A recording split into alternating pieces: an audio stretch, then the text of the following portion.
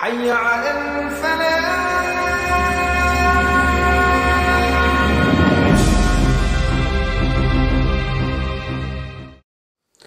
Assalamualaikum warahmatullahi wabarakatuh. Alhamdulillah. Wassalatu wassalamu ala rasulillah Sayyidina Muhammad ibn Abdullah wa ala alihi wa sahbihi wa man walah, amma ba'd. Para pendengar muslimin muslimat yang dimuliakan oleh Allah subhanahu wa ta'ala, saat ini kita semua sedang menghadapi cobaan, musibah, yaitu merebaknya wabah corona. Tentunya ini keadaan yang kita semua menginginkan keadaan ini segera berlalu. Mudah-mudahan Allah subhanahu wa ta'ala angkat wabah corona dari negeri kita tercinta Indonesia dan dari seluruh belahan dunia, khususnya menjelang datangnya bulan suci Ramadan, agar kita umat Islam khususnya bisa beribadah di bulan Ramadan dengan tenang, dengan khusyuk, dengan khidmat, tanpa ada kekhawatiran umat tertular penyakit corona. Amin. Amin ya rabbal alamin. Walaysa 'ala Allah bi'aziz. Itu adalah hal yang sangat-sangat mudah untuk Allah subhanahu wa ta'ala. Jika Allah subhanahu wa ta'ala menginginkan, maka dalam sekejap corona itu akan terangkat. Mudah-mudahan Allah angkat wabah ini, dan yang sakit Allah sembuhkan, dan muslimin muslimat dimanapun yang wafat meninggal dunia menjadi korban corona, mudah-mudahan Allah catat sebagai syuhada di sisi Allah subhanahu wa ta'ala. Amin ya rabbal alamin. Ahibba'il kiram, kemudian di sini di tengah-tengah masyarakat timbul keresahan, dan kami merasakan betul keresahan tersebut, di mana MUI memfatwakan, pemerintah juga menyerukan bahwasanya umat Islam yang berada di zona-zona merah corona atau zona-zona yang beresiko tinggi corona, maka mereka tidak diperbolehkan untuk melaksanakan ibadah sholat Jumat dan jamaah di masjid. Kenapa? Karena karakter daripada virus corona ini penyebarannya akan sangat cepat melalui konsentrasi massa, apapun itu bentuknya.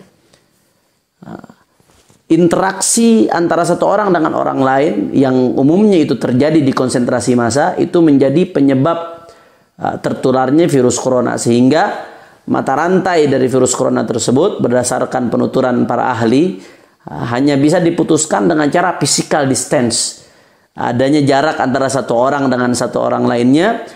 Sedangkan konsentrasi massa itu menyebabkan orang berdekatan satu sama lain, sehingga menyebabkan resiko penyebaran corona itu menjadi lebih tinggi. Karenanya dari sini timbullah fatwa untuk menghindari resiko tersebut, tidak diwajibkan untuk sholat Jumat dan berjamaah, bahkan tidak diperbolehkan di daerah-daerah yang memang zona merah corona atau beresiko tinggi corona. Ini menimbulkan keresahan di tengah masyarakat, di tengah umat Islam khususnya. Umat Islam bertanya-tanya, Ramadan sudah mau datang, sampai kapan kami nggak sholat Jumat? Sampai kapan kami harus meninggalkan masjid? Kami sudah rindu dengan masjid, kami sudah kangen dengan masjid. Ahibba'il kiram, oleh karena itu, untuk menjawab keresahan umat tersebut dan menghindari fitnah, Imam besar Sayyidil Walid Al-Habib Muhammad Rizik bin Hussein bin Shihab dari Makkah Al-Mukarramah, beliau mengeluarkan seruannya dan arahannya terkait masalah sholat Jumat di tengah wabah pandemi corona ini. Karenanya pada kesempatan kali ini saya akan membacakan isi daripada seruan beliau, dan saya akan berusaha menjabarkan alasan-alasan di balik poin-poin yang ada di seruan tersebut. Mudah-mudahan insya Allah seruan dari Imam besar Al-Habib Muhammad Rizik bin Hussein bin Shihab ini bisa menjadi solusi di tengah-tengah umat, sehingga umat Islam bisa tetap beribadah, bisa tetap dekat dengan Allah subhanahu wa ta'ala, tanpa harus membuat umat berada dalam risiko bahaya corona. Na'udzubillah min dzalik. Naam, saya bacakan seruan dari Imam besar Sayyidil Walid Al-Habib Muhammad Rizik Shihab. Ayo sambut Ramadan dengan sholat Jumat. Batasi jamaah, waktu, ruang, dan jarak. Sekali lagi, ayo sambut Ramadan dengan sholat Jumat. Batasi jamaah, waktu, ruang, dan jarak. Saya mohon seruan ini didengarkan secara utuh, karena kalau didengarkan sepotong-sepotong akan bahaya. Nah, jangan kita ngambil yang kita suka, kita ambil yang nggak suka, kita buang, nggak boleh. Nah, ini beliau sampaikan seruan, kurang lebih 2 halaman seruan tersebut. Jangan didengarkan secara sepotong-potong, karena satu sama lain dari seruan tersebut saling ada kaitannya satu sama lain. Karena saya minta kepada para pendengar, muslimin muslimat yang dimuliakan oleh Allah Subhanahu wa taala, dengarkan baik-baik satu persatu secara utuh. Mudah-mudahan kita dibukakan pintu pemahaman oleh Allah Subhanahu wa taala, dan mudah-mudahan ini bisa menjadi solusi bagi umat Islam. Nah, pesan beliau, stop debat. Awas adu domba umat. Jangan hina ulama karena beda pendapat soal Jumat. Umat Islam wajib bersatu dalam perbedaan pendapat. Ayo salat dan munajat agar wabah segera diangkat oleh Allah Subhanahu wa taala. Betul sekali apa yang beliau katakan. Saya lihat belakangan ini ada perdebatan yang cukup sengit di tengah umat Islam karena adanya ulama yang beda-beda pendapat. Padahal perbedaan pendapat dalam masalah furu', dalam masalah fiqih, ikhtilaful ulama rahmah. Perbedaan mereka adalah bentuk rahmat dari Allah Subhanahu wa taala. Jangan diributkan. Dulu di zaman Nabi SAW, para sahabat ketika diperintahkan oleh Nabi SAW, la yusalliyanna ahadukumul asra illa fi Bani Quraidah. Jangan ada yang sholat di antara kalian asar kecuali kalau udah sampai di Bani Quraidah. Pesan Nabi SAW sebelum mereka jalan. Nah, di tengah jalan, waktu asar sudah mau habis. Akhirnya di situ sahabat beda pendapat. Sebagian sahabat radhiyallahu anhum mengatakan perintah Nabi itu ya jangan sholat asar kecuali di Bani Quraidah. Baik waktu asar sudah habis atau belum, pokoknya Nabi perintahkan begitu, titik, saya nggak mau tahu. Sholat asarnya setelah sampai di Bani Quraidah, walaupun waktu asar sudah habis, walaupun sudah masuk waktu maghrib, waktu isya, saya pegang teguh dengan amarat Nabi, jangan sholat asar kecuali di Bani Quraidah. Sebagian sahabat berpendapat demikian, sehingga mereka sampai keluar waktu asar, dan sholat asar ketika sampai di Bani Quraidah, waktu asar sudah selesai pada saat itu, karena mereka beranggapan apa yang dikatakan Nabi adalah syariat, sumber syariat, sehingga kami mengikuti apapun yang dikatakan Nabi, itu akan menjadi tanggung jawab di hadapan Allah Subhanahu wa taala. Kemudian sebagian sahabat lagi berpendapat lain, memahami lain. Mereka mengatakan Nabi SAW memerintahkan kita untuk tidak sholat asar di Bani Quraidah. Ini adalah motivasi supaya kita bergegas dalam jalan. Jangan lambat, buru-buru, cepat sampai ke Bani Quraidah. Nah, makanya dibilang nanti sholat asarnya kalau udah sampai Bani Quraidah saja. Dengan catatan, kalau waktu asar masih ada. Nah, kalau waktu asar sudah habis, ya sholat di jalan sebelum waktu asar habis. Perintah Nabi itu bukan betul-betul untuk sholat di Bani Quraidah walaupun sudah keluar waktu. Enggak. Perintah Nabi SAW maksudnya motivasi. Supaya kita bergegas, jalannya cepat. Nah, jadi tidak dipahami secara tekstual, tapi dipahami secara kontekstual. Akhirnya masing-masing mengamalkan apa yang mereka pahami, masing-masing mengamalkan apa yang mereka yakini. Dan ketika mereka pulang di Madinah, hal ini sampai kepada Nabi SAW. Ternyata Nabi SAW tidak menyalahkan satu di antara mereka. Semuanya dibenarkan oleh baginda Nabi Muhammad SAW. Dari sini kita bisa ambil petik suri tauladan perbedaan ulama di dalam masalah ini, masalah fiqih. Ikhtilaf mereka adalah rahmah. Selama mereka adalah ulama yang mumpuni, punya dasar yang kuat, ulama yang betul-betul terbukti selama ini istiqamah, berpegang teguh dengan ajaran ahlus sunnah wal jamaah, berpegang teguh dengan syariat Islam, maka ketika mereka berbeda pendapat, maka perbedaan pendapat di antara mereka menjadi rahmat bagi umat. Tidak boleh menjadi sebab perpecahan, tidak boleh menjadi sebab caci maki, tidak boleh menjadi sebab saling tuding menuding satu sama lain. Enggak boleh, ahibba'il kiram. Tapi perbedaan itu harus kita sikapi dengan sikap toleran, karena perbedaan pendapat di antara ulama adalah rahmat pada hakikatnya dari Allah Subhanahu wa taala. Yang ikut ulama yang berpendapat tetap wajib sholat Jumat walaupun di zona merah, kalau ulama itu memang punya dasar yang kuat, silahkan. Yang ikut pendapat MUI yang mengatakan nggak boleh sholat Jumat di zona merah, silahkan ikuti pendapat demikian. Banyak juga ulama-ulama istiqomah yang mendukung pendapat tersebut. Yang penting tetap jaga persatuan, jangan terpecah satu sama lain, apalagi mencaci maki. Ketika ada masjid yang diliburkan karena masuk zona merah, ikutin fatwa MUI, tahu-tahu ada masyarakat awam di sekitar itu mencaci maki ustadz setempat, mencaci maki ulama setempat, padahal dia ikutin fatwa MUI, padahal dia ikutin fatwa ulama yang mengatakan tidak masalah untuk tidak sholat Jumat di zona merah demi menjaga keselamatan daripada jiwa manusia. Nah, itu tidak boleh ya ikhwan. Caci maki seperti itu nggak boleh. Kita hormati perbedaan pendapat di antara para ulama. Insya Allah perbedaan ini menjadi rahmat dari Allah Subhanahu Wa Taala. Naam. Kemudian di sini dilanjutkan lagi. Nah, ini penting, perhatikan baik-baik. Pada prinsipnya selama ada wabah corona maka di zona hijau tetap wajib dilaksanakan sholat Jumat di masjid dengan tetap memperhatikan aturan medis untuk kewaspadaan. Sekali lagi, di zona hijau, di tempat yang belum menjadi tempat penyebaran corona, atau daerah yang belum kena corona, atau yang masih sangat-sangat minim resiko penyebarannya, artinya masih zona hijau, maka tetap wajib dilaksanakan sholat Jumat di masjid dengan tetap memperhatikan aturan medis untuk kewaspadaan. Nah, tidak ada interaksi satu sama lain, sementara tidak masalah untuk tidak salam-salaman dulu. Demi menjaga kemaslahatan daripada umat. Sedang di zona merah, sebaiknya untuk sementara waktu, prinsipnya kata beliau, sementara waktu sholat Jumat di masjid agar ditiadakan. Ini amanat beliau.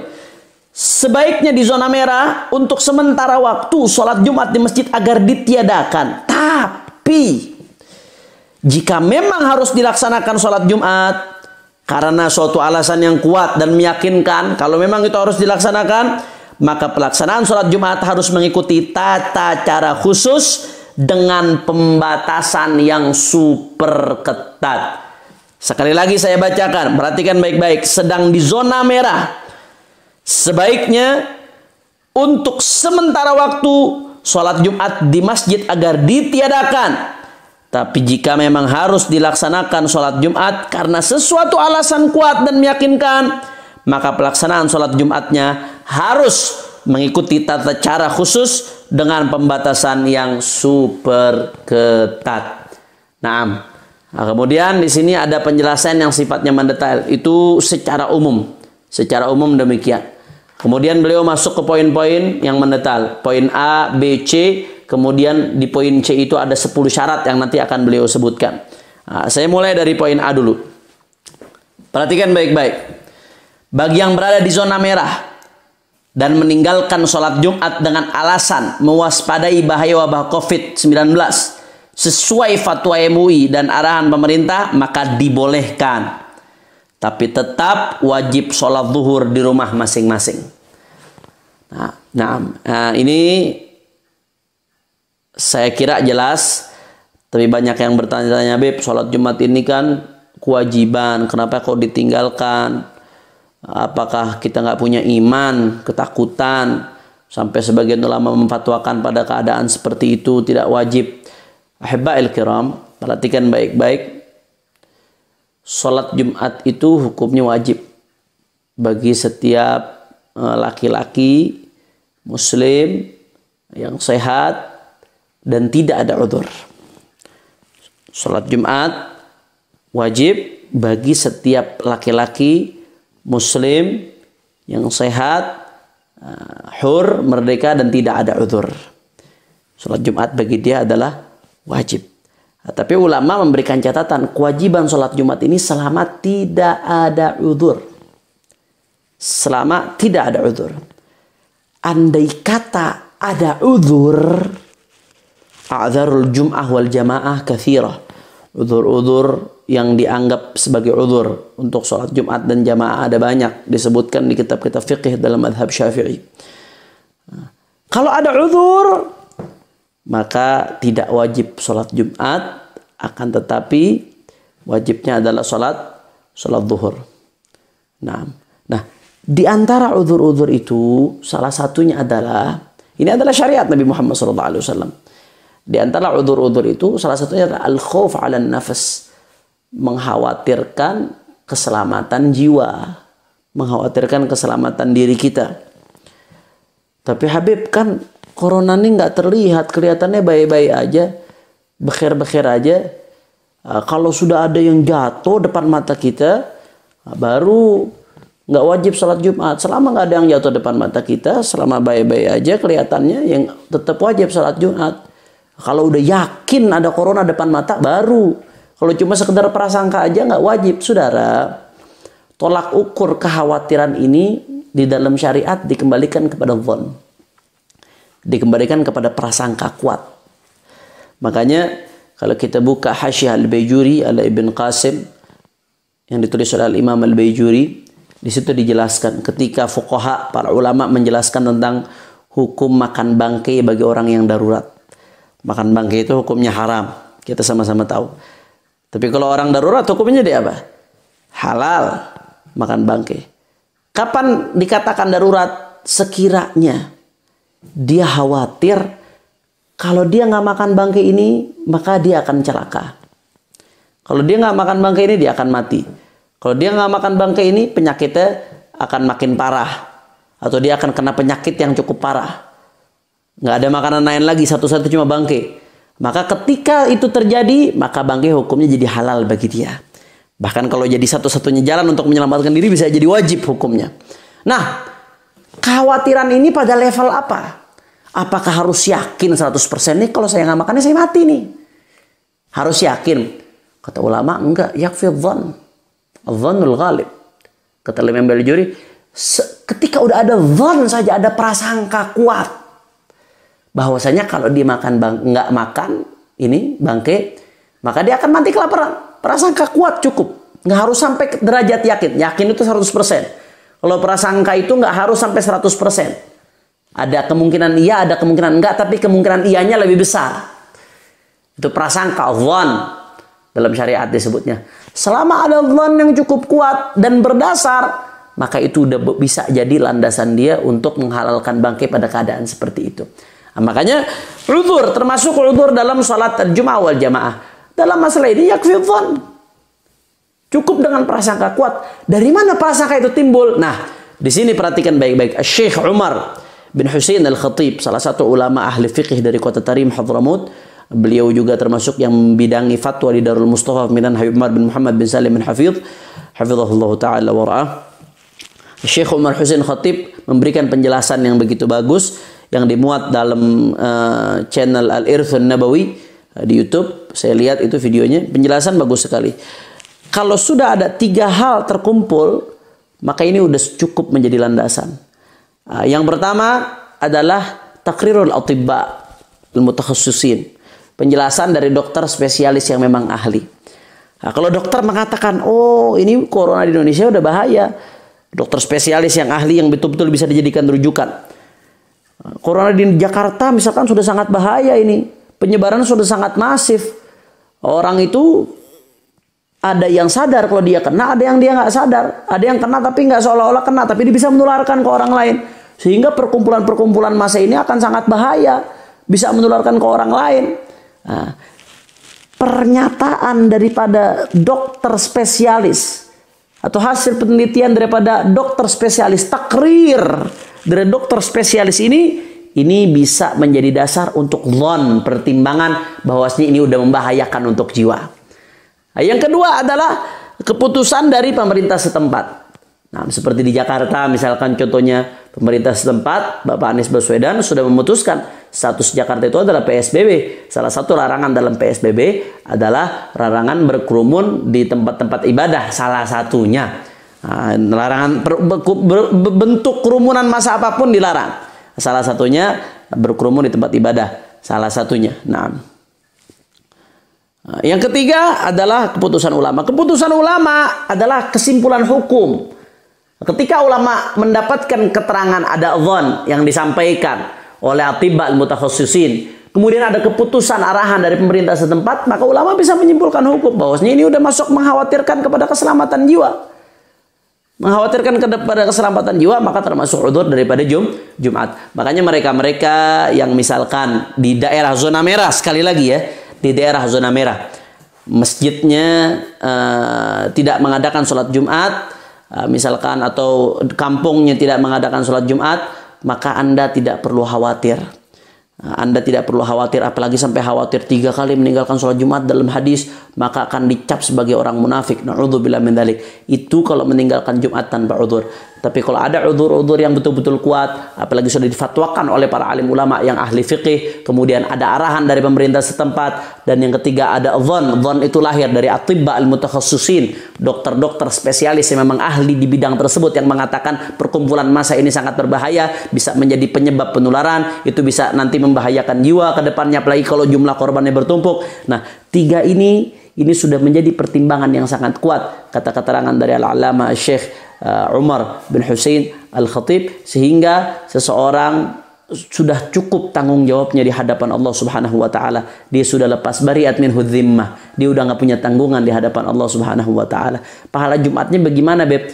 Orang yang biasa istiqomah Jumatan, kemudian sewaktu-waktu ada udzur, di zona merah misalkan, dia tidak bisa Jumatan, maka Anda nggak perlu khawatir, Anda nggak perlu sedih. Dalam hadis Nabi SAW mengatakan, fil madinati aqwamun, atau kama qala sallallahu alaihi wasallam, ma qata'na tariqan wala ma qata'na wadiyan wala salakna tariqan illa wa kanu ma'ana. Qala sahabah, faman hum ya Rasulullah? Qala habasahumul udzur. Atau kama qala sallallahu alaihi wasallam. Kata Nabi Muhammad SAW, ketika Nabi melakukan perjalanan dengan sahabat-sahabatnya untuk satu misi, Rasulullah mengatakan, fil madinati aqwamun, di Madinah ini ada orang-orang yang enggak ikut kita sekarang, tapi ma qata'na wadiyan wala salakna tariqan, tidaklah kita melewati sebuah lembah dan tidaklah kita melewati sebuah jalan, menempuh sebuah perjalanan, illa wa kanu ma'ana, kecuali mereka seakan-akan ada bersama kita. Pahala yang kita dapatkan mereka juga dapat. Sahabat bertanya, "Wa man hum ya Rasulullah?" Siapa mereka ya Rasulullah? Mereka nggak ikut kita di Madinah tapi seakan-akan bersama kita. Dapat pahala yang kita dapatkan. Kata Nabi, apa habasahumul udzur. Mereka pengen ikut, cuma ada udzur sehingga nggak bisa ikut. Ahibba'il kiram, Anda nggak perlu khawatir. Begitu juga kita yang ada di zona merah, yang udah keputusan ulama, umara, juga atibba, para dokter setempat memutuskan sementara tidak ada dulu sholat Jumat. Karena bisa mengkhawatirkan, Anda nggak perlu khawatir. Anda cukup sholat zuhur berjamaah di rumah bersama keluarga Anda. Insya Allah Anda sudah lepas dari tanggung jawab di hadapan Allah, dan insya Allah karena udzur ini Anda tetap mendapatkan pahala Jumat yang biasa istiqomah Anda lakukan ketika tidak ada udzur. Jadi tidak perlu khawatir, apalagi sampai mencaci maki, apalagi sampai menebar provokasi dalam masalah ini. Islam agama yang begitu indah, Islam agama yang begitu rahmat, Islam agama yang memberikan kemudahan walaupun tidak boleh menggampangi. Islam itu mudah, gampang, tapi tidak boleh menggampangi. Islam itu tidak boleh sembrono, tapi ketika betul-betul unsur-unsur yang tadi kami sebutkan terjadi, maka ini adalah uzrun syar'i, termasuk uzur syar'i. Barang siapa yang tidak dapat melakukan sholat Jumat karena sebab-sebab tersebut, insya Allah dia tetap mendapatkan pahala Jumat di sisi Allah Subhanahu wa taala, tapi tetap dia punya kewajiban untuk sholat zuhur berjamaah, lebih baik di rumahnya. Nah, itu yang pertama.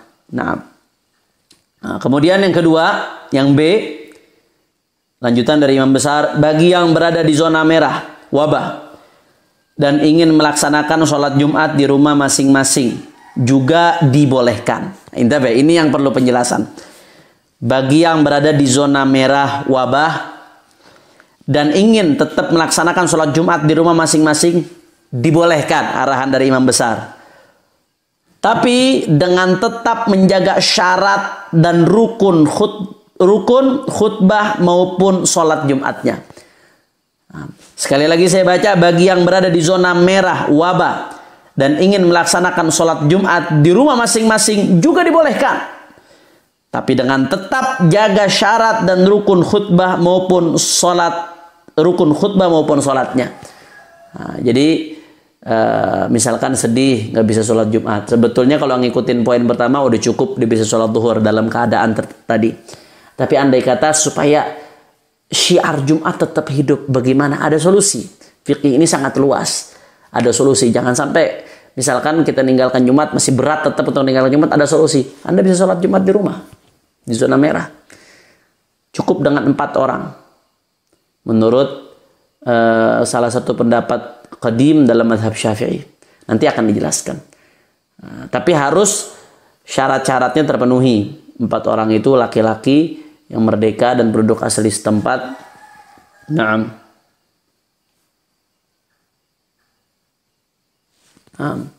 Harus terpenuhi.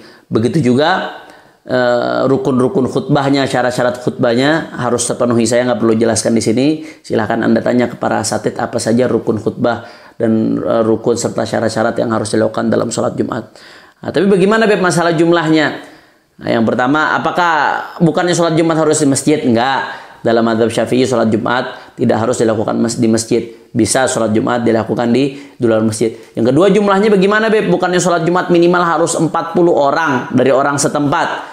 Naam, betul. Dalam mu'tamad mazhab Syafi'i, pendapat yang kuat dalam mazhab Syafi'i, pendapat mazhab jadid, mazhab Syafi'i itu ada qaul qadim, ada qaul jadid.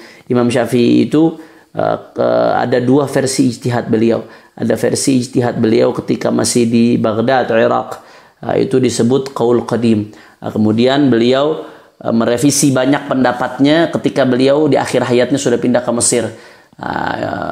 Madhab beliau yang terakhir ini yang terupdate disebut madhab jadid atau disebut qaul jadid. Nah, yang mu'tamad kita harus mengamalkan qaul jadid dalam keadaan tidak ada apapun, maka kita harus mengamalkan pendapat yang minimal 40 orang.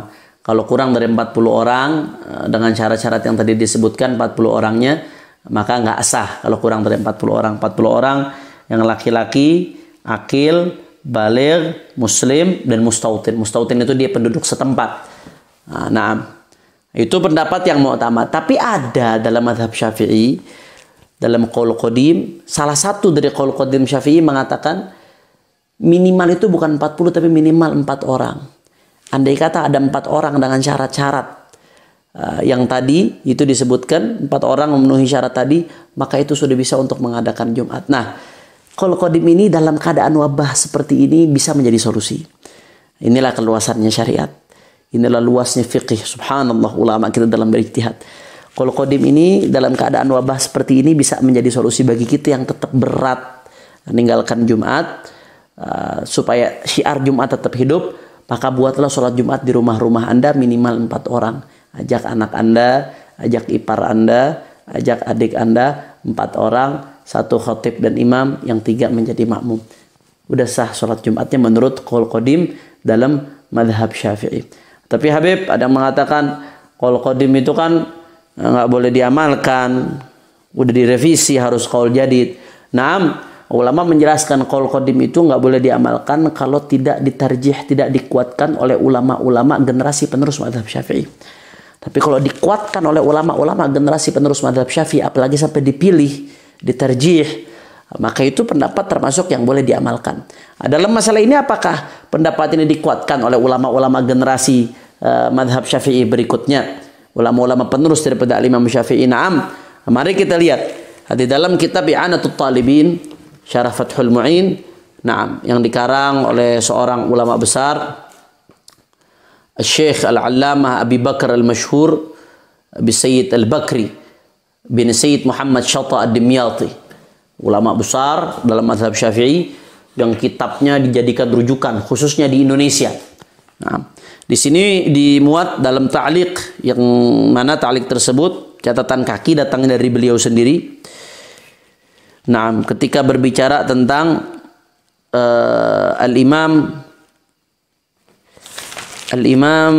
Al-Bulqini ditanya tentang penduduk sebuah desa yang jumlahnya nggak sampai 40 orang.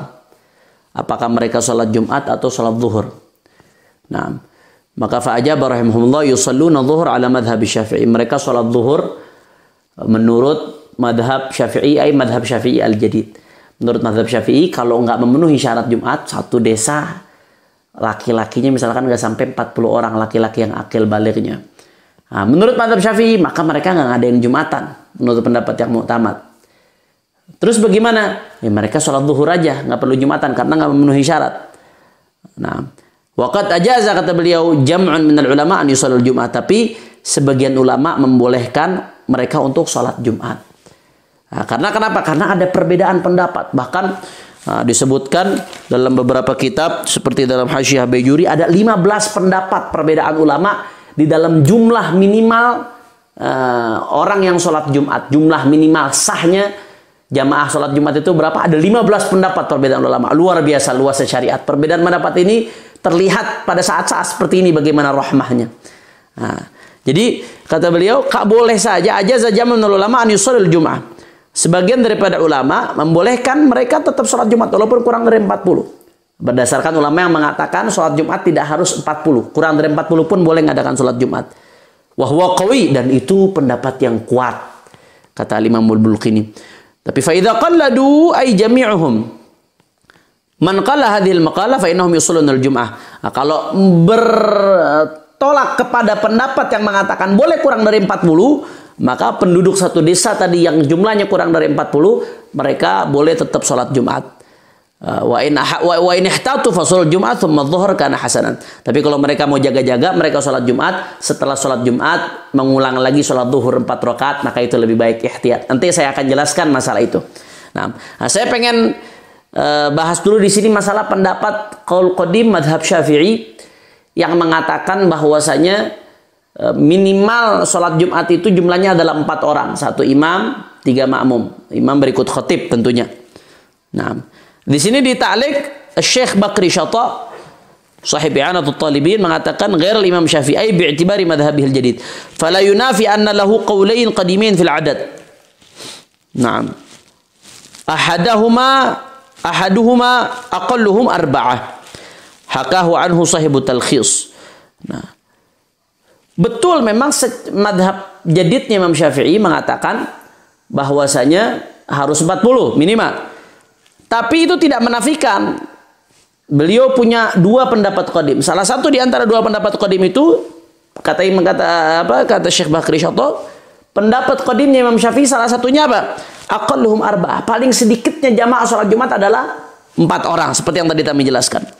Hakahu sahibut talkhis, ini pendapat disebutkan oleh sahibut talkhis, wa hakahu fi syarhil muhadzab, dan Imam Nawawi juga meriwayatkan pendapat ini dalam Majmu' Syarah Muhadzab, wa ikhtarahu min ashabi al-Muzani. Di antara ashab Imam Syafi'i, generasi penerus Imam Syafi'i, yang memilih pendapat ini adalah Al-Imam Muzani. Nah, tadi kami telah jelaskan bahwasanya qaul qadim itu tidak boleh diamalkan kalau memang tidak ada yang memilih dari generasi penerus madhab Syafi'i. Tapi kalau dari generasi penerus madhab Syafi'i ada yang memilih pendapat tersebut, apalagi Imam Muzani, ulama besar dari madhab Syafi'i.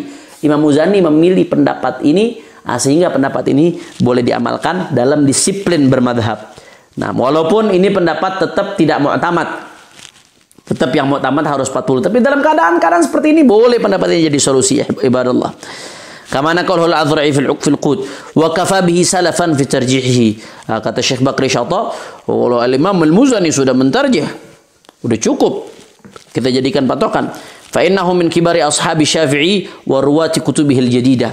Nah, karena Imam Muzani termasuk pembesar daripada ashabnya Imam Syafi'i dan periwayat kitab-kitab Imam Syafi'i yang baru.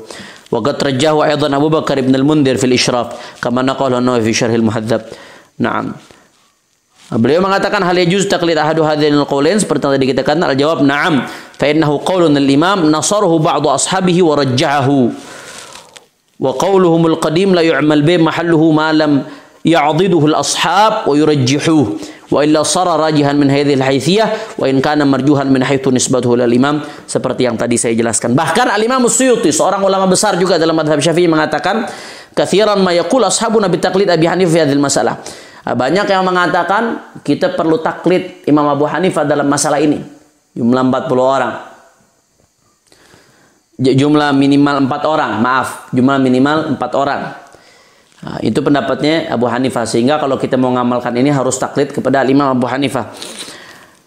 Kata Imam Suyuti, wahwa ikhtiyari, pendapat ini bukan cuma pendapat Abu Hanifah, tapi ikhtiyari, saya memilih pendapat itu. Imam Suyuti sebagai ulama besar dalam mazhab Syafi'i mengatakan wahwa ikhtiyari, dan saya milih pendapat itu. Idh huwa qaulun li Syafi'i qamat dalil ala rujhanih. Karena itu adalah salah satu pendapat dari Imam Syafi'i yang dikuatkan oleh dalil. Ada dalil yang menguatkan pendapat tersebut, bahwasanya ini pendapat adalah pendapat kuat. Sehingga Imam Suyuti memilih pendapat tersebut.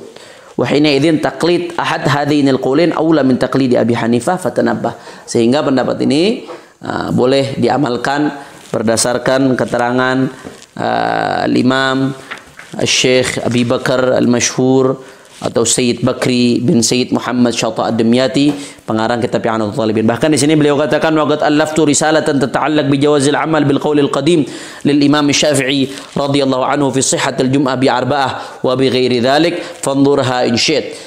Kata Al-Imam Syekh Bakri Syata mengatakan bahkan beliau mengarang satu risalah khusus membahas bahwasanya pendapat ini boleh diamalkan. Khusus membahas bahwasanya pendapat ini boleh diamalkan, apalagi dalam keadaan-keadaan wabah darurat seperti ini supaya syiar Jumat tetap hidup. Nah, oleh karena itu yang disampaikan oleh Imam Besar dalam seruannya tentu punya dasar yang begitu kuat. Di sini beliau katakan, sekali lagi saya bacakan setelah saya jelaskan panjang lebar tadi, bagi yang berada di zona merah wabah dan ingin melaksanakan sholat Jumat di rumah masing-masing juga dibolehkan dengan tetap jaga syarat dan rukun khutbah maupun sholatnya. Dalam mazhab Syafi'i yang qaul jadid mu'tamad bahwa sempurna sholat Jumat dengan 40 orang muslim, pria, akil, baligh, mustautin, penduduk setempat, dan hur, merdeka, bukan budak. Itu pendapat yang mu'tamad. Akan tetapi dalam salah satu qaul qadim tetap sah walau hanya 4 orang, yaitu seorang imam dan 3 makmum. Tentunya tetap dengan khutbah walaupun di rumah. Qaul qadim ini tetap sah walau hanya 4 orang, yaitu seorang imam dan 3 makmum. Qaul qadim ini layak, kata Imam Besar, layak diikuti dalam situasi darurat wabah seperti saat ini. Hati-hati. Beliau menganjurkan qaul ini untuk diikutkan dalam situasi darurat wabah seperti ini, ketika tidak mungkin sholat di masjid tapi kita tetap ingin menghidupkan syiar Jumat, maka ambillah qaul ini, sholat Jumat masing-masing di rumah kita bersama anak, adik kita, saudara kita, 4 orang minimal. Nah, ini layak diamalkan dalam situasi wabah. Nah, kalau nggak dalam situasi wabah, lebih baik jangan coba-coba kalau seperti ini. Nah, karena dalam situasi biasa lebih baik kita amalkan pendapat yang paling kuat, yaitu minimal 40 orang. Nah, jangan ambil pendapat yang seperti ini, karena kalau tidak dalam situasi wabah, dalam tidak situasi yang darurat, situasi pengecualian seperti ini, takut mengamalkan kalau seperti ini malah menjadikan fitnah di tengah-tengah umat. Na'udzubillah min dzalik. Hanya saja, apalagi makin banyaknya jamaah itu menunjukkan makin besarnya pahala. Nah, hanya saja jika jamaah kurang dari 40, beliau di sini memberikan peringatan. Kalau jamaah kurang dari 40 yang memenuhi syarat Jumat sebagai langkah ihtiyat, sebagai langkah kehati-hatian, sekaligus khuruj minal khilaf, keluar dari perselisihan, maka dianjurkan usai sholat Jumat untuk sholat i'adah zuhur, yaitu mengulang sholat dengan 4 rakaat sholat zuhur, dan sholat Jumat boleh dilaksanakan di selain masjid. Jadi kalau kita mau ngikutin pendapat yang sholat Jumat boleh hanya dengan 4 orang di rumah ini pendapat ada perdebatan. Ada ulama mengatakan pendapat ini dianggap, ada ulama mengatakan pendapat ini tidak dianggap, ada yang mengatakan tidak boleh diamalkan. Nah, sebagai bentuk kehati-hatian, silahkan amalkan pendapat ini dalam keadaan darurat seperti ini, tapi tetap setelah sholat Jumat, jadi setelah khutbah sholat Jumat di rumah, tetap mengulangi sholat zuhur lagi 4 rakaat. Ini dianjurkan oleh para ulama. Kenapa? Lil ihtiyat, untuk jaga-jaga. Karena ada sebagian ulama yang mengatakan sholat Jumat tadinya nggak sah, walaupun kita mengikuti yang mengatakan sah. Dan sebagian ulama mengatakan tidak boleh, walaupun kita mengikuti yang mengatakan boleh. Tapi khurujan minal khilaf, untuk keluar dari perdebatan ini agar sah menurut semua madhab, sholat ulang lagi sekali lagi sholat zuhur, ada sholat zuhur. Jadi setelah Jumat khutbah, sholat Jumat 2 rakaat, kemudian setelah itu sholat zuhur lagi 4 rakaat langsung setelah itu. Makanya di sini dikatakan su'ila Syekh Muhammad bin Sulaiman al-Kurdi thumma al-Madani rahimahullahu ta'ala anna al-jum'ata idza lam tastawfi syurut wa sulliyat bitaqlidi ahad al-madhahib wa arada al-musallun i'adataha dhuhran hal yajuzu dhalika, ini dalam Hasyiah Syarwani, amla, wa ajaba bi anna dhalika jaiz la man'a minhu bal huwa al-ahwat khurujan min al-khilaf wa ma fil imdad wa la yajuzu i'adatul jum'ah dhuhran wa kadha aksu li ghairi al-ma'dzur fa mahalluhu 'inda al-ittifaq min sihhatil jum'ah la 'inda wujudi khilafin qawi fi 'adami sihhatiha. Naam. Di sini dikatakan dalam Hasyiah Syarwani ala Tuhfatul Muhtaj bi Syarhil Minhaj bahwasanya Syekh Muhammad bin Sulaiman Al-Kurdi Al-Madani, beliau ditanya, kalau seseorang sholat Jumatnya ngikutin salah satu madhab, berarti nggak sah menurut madhab yang lainnya. Seperti tadi, ngikutin salah satu pendapat Imam Syafi'i, qaul qadim, tapi nggak sah menurut pendapat yang qaul jadid. Ngikutinnya boleh dalam konteks ini, tapi apakah mereka dianjurkan untuk ngulang sholat zuhur lagi? Boleh nggak kalau mau ngulang sholat zuhur lagi sebagai bentuk kehati-hatian setelah itu? Nah, di sini dikatakan, kata beliau, wa ajaba bi anna dzalika jaizun. Beliau mengatakan itu boleh saja. Laman aminhu, silahkan, nggak dilarang. Bal huwal ahwat. Akan tetapi bahkan itu yang lebih hati-hati. Jadi karena masih ada perbedaan pendapat dalam keabsahan sholat Jumatnya, maka lebih hati-hati, tetap sholat zuhur lagi setelah itu. Khurujan minal khilaf. Naam. Naam. Naam. Itu yang bisa kami jelaskan dalam masalah ini.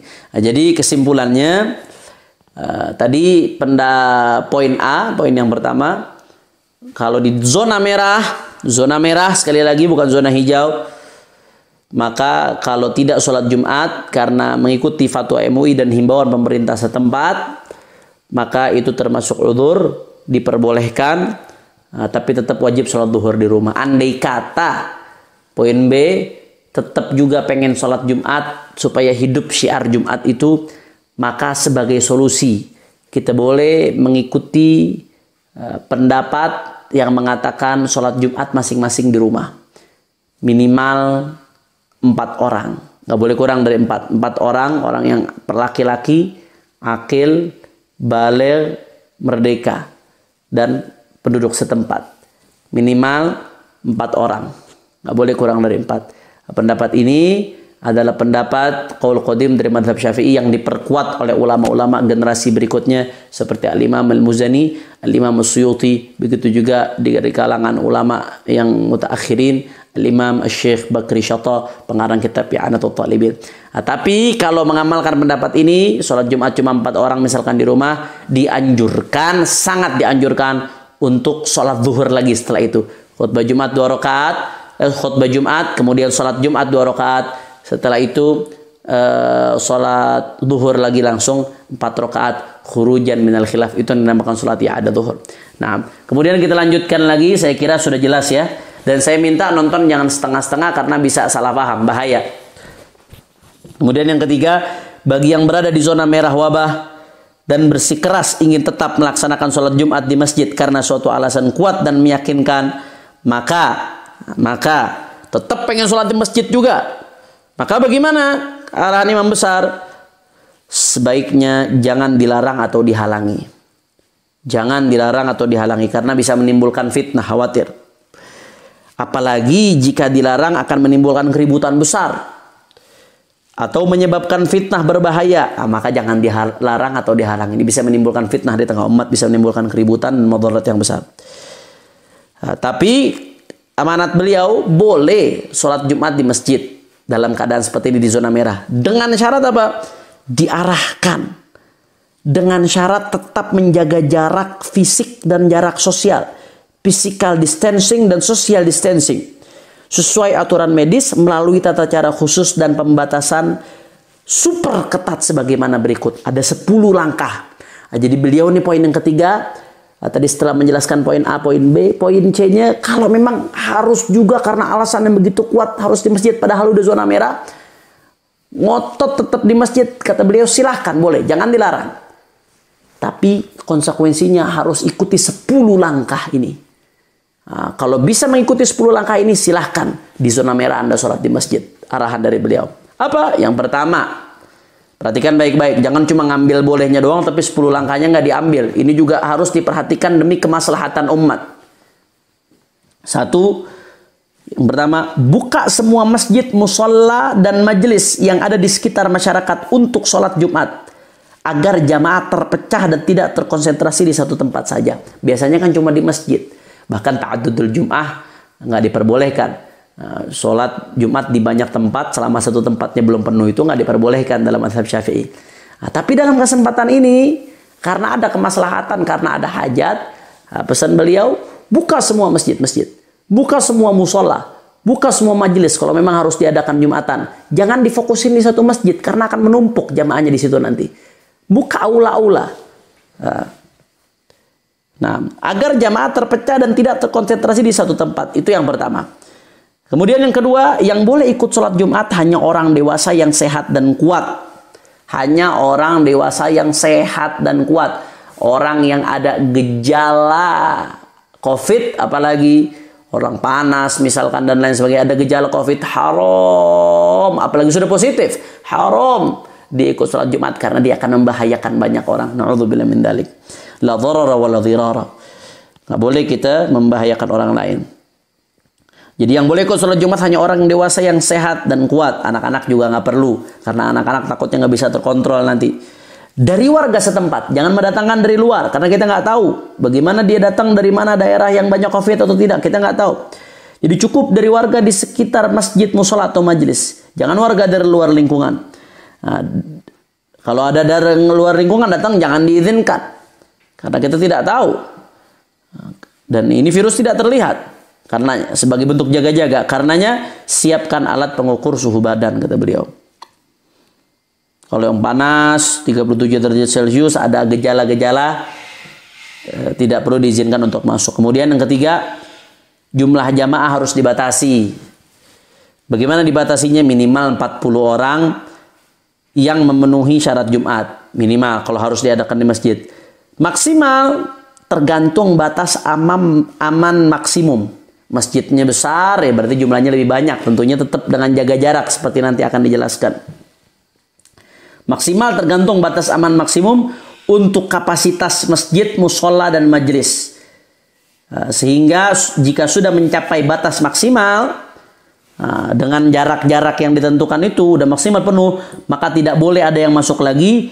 Waktu pelaksanaan ibadah Jumat juga harus dibatasi. Sehingga yang terlambat jangan diizinkan masuk. Dan jika sudah selesai maka segera bubar pulang dengan tertib dan teratur. Jangan numpuk bubarnya. Bahaya. Penumpukan itu bisa menjadi penyebab penularan. Na'udzubillah min dzalik. Yang keempat, sediakan bilik disinfektan. Kalau memang bisa. Di depan gerbang masjid, musola dan majelis. Tujuannya apa? Agar setiap jamaah yang masuk disterilkan, tapi dengan catatan dengan menggunakan bahan yang suci dan aman untuk tubuh manusia. Kalau bahannya nggak aman untuk tubuh manusia malah membahayakan, jangan. Dan kalau bisa bahan yang suci, menggunakan bahan yang suci dan aman. Yang kelima, sediakan juga sabun dan hand sanitizer dari bahan yang suci dan aman untuk jamaah. Dan pastikan yang sedang batuk atau pilek jangan izinkan masuk ke masjid. Khawatir itu bagian daripada gejala. Apalagi yang sedang sakit, tapi arahkan sholat dan istirahat supaya di rumah. Diarahkan baik-baik secara teratur, supaya dengan akhlakul karimah, supaya tidak menimbulkan fitnah dan keributan. Kemudian yang keenam, gulung semua karpet masjid, musola dan majelis agar tidak digunakan. Nah, karena kalau di karpet dia akan lebih mudah menempel dan sulit untuk dibersihkan virus itu.